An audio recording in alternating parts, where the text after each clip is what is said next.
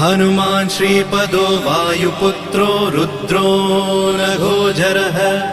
अमृत्यवीरवीरश्च ग्रामवासो जनाश्रयः धनदो निर्गुणः शूरो वीरो निधिपतिर्मुनिः पिङ्गाक्षो वरदो वाग्मी सीताशोकविनाशकः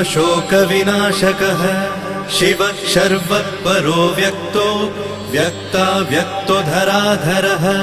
पिङ्गकेशः पिङ्गरोमा श्रुतिगम्यः सनातनः अनादिर्भगवान् देवो विश्वहेतुर्जनाश्रयः आरोग्यकर्ता विश्वेशो विश्वनाथो हरीश्वरः भर्गो रामो रामभक्तः कल्याणप्रकृतिस्थिरः विश्वम्भरो विश्वमूर्तिर्